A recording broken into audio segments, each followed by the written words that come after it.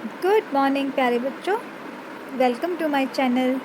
आज हम करने वाले हैं वर्कशीट नंबर 2 जो है कक्षा 7वीं के लिए और विषय है आपका सामाजिक विज्ञान और तिथि है इसकी 16 जुलाई 2021। ठीक है बच्चा। और अब उपग्रह क्या होते हैं बच्चा? जिस प्रकार सभी ग्रह सूर्य के चारों ओर चक्कर लगाते हैं उसी प्रकार कुछ खगोलीय पिंड ग्रहों के चक्कर लगाते हैं जिन्हें उपग्रह कहा जाता है। जिन्हें क्या कहा जाता है? उपग्रह। उपग्रह दो प्रकार के होते हैं, प्राकृतिक उपग्रह एवं मानव निर्मित उपग्रह। अब ये प्राकृतिक उपग्रह और मानव निर्मित उपग्रह क्या होते हैं ये हम आगे पढ़ेंगे। ठीक है, तो पहला क्या था, क्या पढ़ा हमने? उपग्रह। उपग्रह किसे कहते हैं? जो क्या करते हैं? खगोलीय पिंड ग्रहों के चक्कर लगाते हैं, उन्हें उपग्रह कहते हैं। ठीक है, और ये दो प्रकार के होते हैं, प्राकृतिक उपग्रह और मानव निर्मित उपग्रह। अब पहला करते हैं हम प्राकृतिक उपग्रह। आपने चंद्रमा का नाम तो सुना ही होगा। तो चंद्रमा पृथ्वी का एकमात्र प्राकृतिक उपग्रह है। ठीक है, चंद्रमा पृथ्वी का एक चक्कर लगभग 27 दिन में पूरा करता है। लगभग इतने ही समय में यह अपने अक्ष पर एक चक्कर भी पूरा करता है। इसके परिणाम स्वरूप पृथ्वी से हमें चंद्रमा का केवल एक भाग दिखाई पड़ता है। ठीक है, यानी कि क्या करता है चंद्रमा? चंद्रमा पृथ्वी का एक चक्कर लगभग 27 दिन में पूरा करता है। ठीक है, और इसके साथ साथ वो क्या करता है? अपने अक्ष का चक्कर भी पूरा करता है। और इसके बाद भी, ठीक है, इसके परिणाम स्वरूप इसके हिस्से के बाद हमें सिर्फ पृथ्वी का, ठीक है, पृथ्वी से, अगर पृथ्वी से हम चंद्रमा को देखते हैं तो क्या होता है? हमें उसका एक भाग ही दिखाई देता है। ठीक है, इसके बाद है चंद्रमा का व्यास पृथ्वी के व्यास का केवल 1/4 है। ठीक है, यह इतना बड़ा इसलिए प्रतीत होता है क्योंकि यह हमारे ग्रह से अन्य खगोलीय पिंडों की अपेक्षा नज़दीक है। तो चंद्रमा क्या है बेटा? चंद्रमा का जो व्यास है वो पृथ्वी के व्यास का केवल 1/4 है। ठीक है, और ये इतना बड़ा हमें क्यों दिखाई देता है?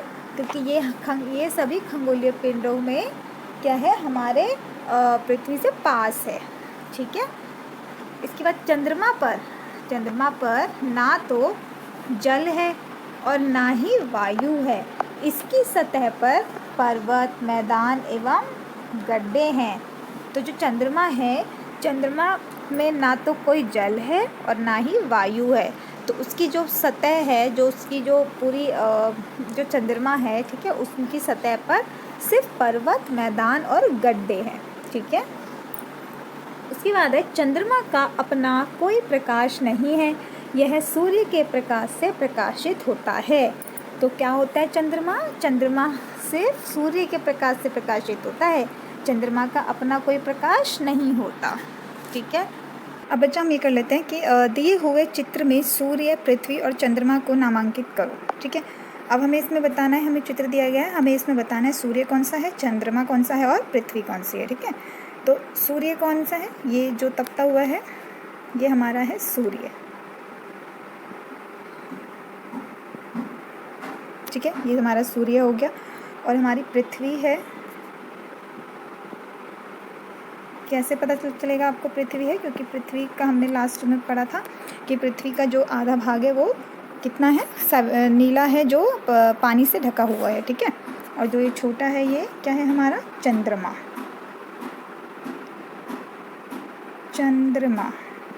ठीक है, तो ये है हमारा चंद्रमा। ठीक है बच्चा, तो इस तरीके से आपको ये वाला चित्र को पहचान के उनके नाम लिखने हैं। ठीक है, ठीक है बच्चा। अब देखिए, नील आर्मस्ट्रॉन्ग पहले व्यक्ति थे जिन्होंने 20 जुलाई 1969 को सबसे पहले चंद्रमा की सतह पर कदम रखा। किसने कदम रखा था चंद्रमा की सतह पर सबसे पहले? Neil Armstrong. ठीक है, वो पहले व्यक्ति थे जिन्होंने 20 जुलाई 1969 को सबसे पहले चंद्रमा पे कदम रखा था। ठीक है, चंद्रमा के बारे में और अधिक जानकारी प्राप्त करने के विभिन्न देशों द्वारा कई प्रयास किए गए हैं। भारत की ओर से 2008 में चंद्रयान 1 तथा 2019 में चंद्रयान 2 चंद्रमा पर भेजे गए।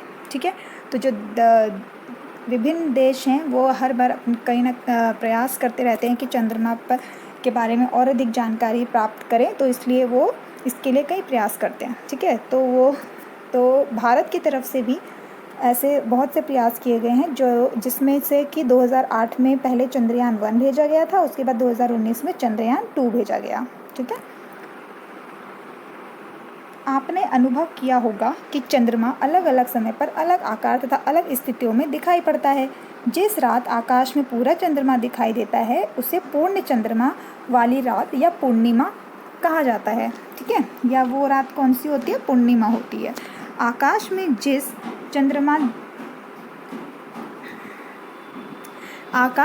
जिस रात चंद्रमा दिखाई नहीं देता वह नए चंद्रमा की रात्रि या अमावस्या होती है।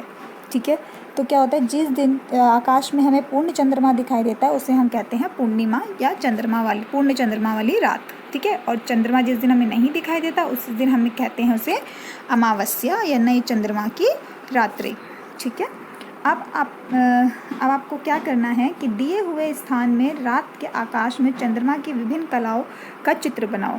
ठीक है, अब पूर्णिमा का चंद्रमा कैसा होता है? पूर्णिमा का चंद्रमा पूरा गोल होता है।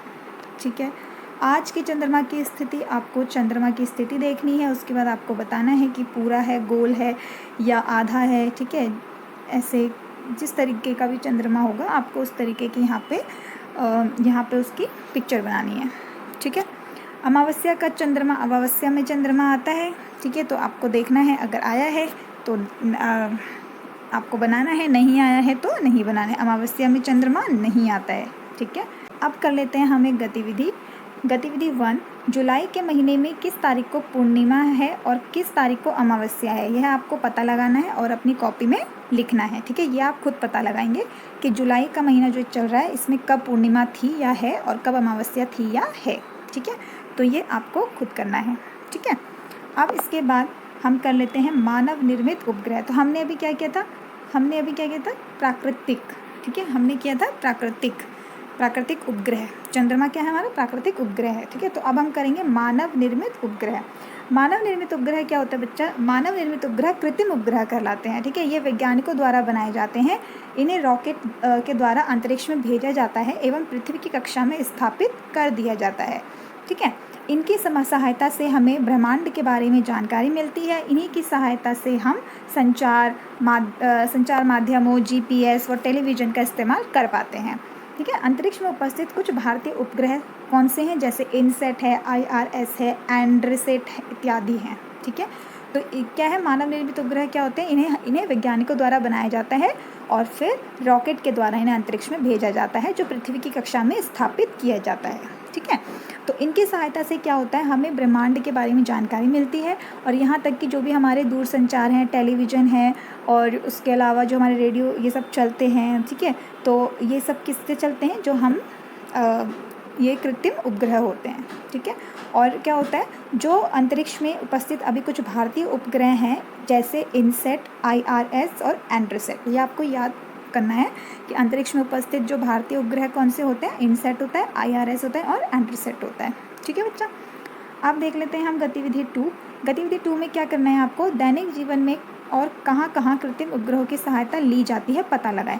अभी मैंने आपको बताया कि दैनिक जीवन में हम क्या क्या उपयोग कृत्रिम उपग्रहों की सहायता से हम कर रहे हैं, तो वो कौन से हैं? जैसे हमारा टेलीविज़न है, ठीक है, GPS है, ठीक है, और इसके अलावा हमारे संचार माध्यम है, ठीक है, टेलीफोन हो गया, रेडियो जो हम सुनते हैं वो सब हो गया। तो ये सब किसकी वजह से होता है? कृत्रिम उपग्रहों की सहायता से हम इनका उपयोग कर पाते हैं। ठीक है, तो ये थी आपकी आज की वर्कशीट। होपफुली आपको सब कुछ समझ में आया हो, आपको वीडियो अच्छा लगा हो, आपको समझ में आया हो तो प्लीज़ लाइक कीजिए, शेयर कीजिए एंड सब्सक्राइब कीजिए। मिलते हैं आपकी नेक्स्ट वर्कशीट में, तब तक के लिए बाय बाय।